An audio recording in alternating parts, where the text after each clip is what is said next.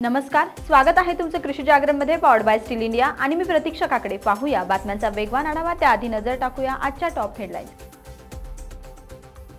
राज्यात साखर उत्पादनात 4% घट होण्याचा अंदाज। मोदी सरकारचा अंतरिम अर्थसंकल्प शेतकऱ्यांसाठी होणार घोषणा। राज्यातील थंडी कायम राहण्याचा अंदाज।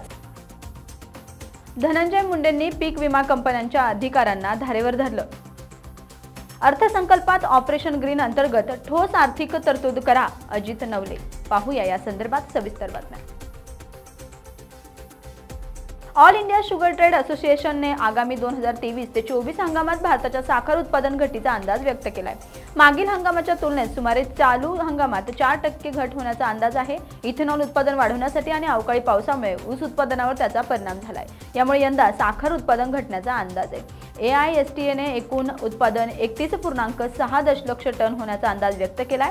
महाराष्ट्रात झालेल्या अवकाळी पावसाचा ऊसतोड मजुरांवर परिणाम झालाय। ऊसतोड मजूर नसल्याने हंगाम थांबलाय आणि त्यामुळे ऊस हंगाम मार्च अखेरपर्यंत चालण्याची शक्यता आहे। मात्र यंदा राज्यात ऊस उत्पादन कमी असल्याने साखर उत्पादनात घट होण्याचा अंदाज व्यक्त केला जातोय। दरम्यान कर्नाटकचे उत्पादन 4.7 दशलक्ष टनांनी कमी होण्याचा अंदाज आहे। दुष्काळाच्या सुरुवातीच्या भीतीमुळे आणि हंगाम कमी झाल्यामुळे या घटीचा अंदाज व्यक्त केला जातोय।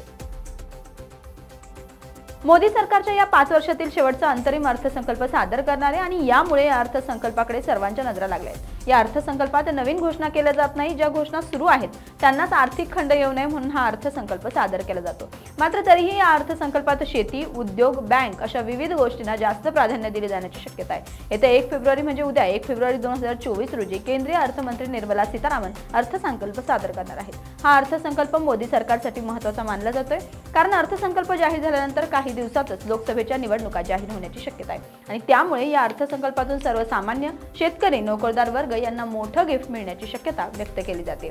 निवडणुकांच्या पार्श्वभूमीवर मांडल्या जाणाऱ्या अर्थसंकल्पात शेतकरी आणि शेती पुन्हा एकदा केंद्रबिंदू ठरण्याची शक्यता आहे। त्यातही महिला शेतकऱ्यांना सरकार खुश करण्यासाठी सरकार PM किसानच्या निधीत वाढ करण्याची देखील शक्यता असू शकते। विशेष म्हणजे या घोषणांची योजना देखील करू शकते।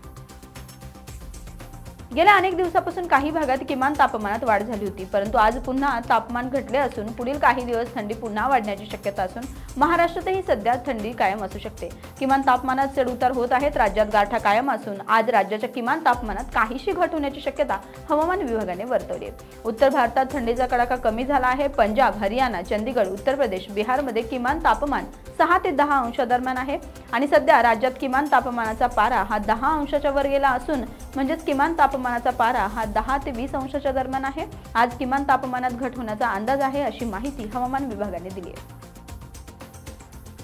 युनायटेड इंडिया इन्शुरन्स कंपनीकडून विमा लाभ मिळत नसल्याचा आरोप करत नांदेडच्या हदगाव तालुक्यातील शेतकऱ्यांनी मुंबईत आंदोलन केले। मागील काही दिवसांपासून सतत पीक विमा कंपन्यांबाबत अनेक तक्रारी येत असल्याने शेतकऱ्यांच्या प्रश्नावर कृषी मंत्री धनंजय मुंडे यांनी मंगळवारी युनायटेड इंडिया इन्शुरन्स कंपनीच्या अधिकाऱ्यांसोबत बैठक बोलावली होती। दगाव तालुक्यातील 80,000 शेतकऱ्यांनी विमा उतरवला असून 40,000 शेतकऱ्यांनी कृषी विभागाकडे तक्रारी दाखल केल्या होत्या। दरम्यान यासाठी आयोजित करण्यात आलेल्या याच बैठकीत धनंजय मुंडे यांनी विमा कंपनीच्या अधिकाऱ्यांना खडेबोल सुनावले। मोजक्या शेतकऱ्यांना तुम्ही विमा मंजूर केला, त्याच निकषानुसार इतरांनाही विमा द्या, अन्यथा मी कंपनी विरुद्ध FIR दाखल करेन, अशी ताकीद देखील धनंजय मुंडे यांनी दिली। तसेच याबाबत 15 दिवसांनी पुन्हा बैठक घेणार असल्याचे देखील धनंजय मुंडे यावेळी बोलताना म्हणाले। आगामी लोकसभा निवडणुकीच्या आधी केंद्रीय अर्थमंत्री निर्मला सीतारामन 1 फेब्रुवारी रोजी अंतरिम अर्थसंकल्प सादर करणार आहेत। या अर्थसंकल्पातून शेतकरी वर्गाला मोठ्या अपेक्षा आहेत। सरकारची शेतकरी विरोधी धोरणे आणि नैसर्गिक आपत्तीमुळे नाशवंत पीक घेणाऱ्या शेतकऱ्यांना मोठा आर्थिक हानीचा सामना करावा लागतोय। अर्थमंत्र्यांनी ही बाब लक्षात घेऊन नाशवंत शेतीमालाला भाव संरक्षण देण्यासाठी अर्थसंकल्पात ठोस ते भरीव तरतूद आवश्यक असल्याचे मत अखिल भारतीय किसान सभेने व्यक्त केले। नाशवंत शेतीमालाला भाव संरक्षण देण्यासाठी अर्थसंकल्पात ऑपरेशन ग्रीन अंतर्गत ठोस आणि आर्थिक तरतूद करा, अशी मागणी अखिल भारतीय किसान सभेचे सरचिटणीस डॉक्टर अजित नवले यांनी यावेळी केली।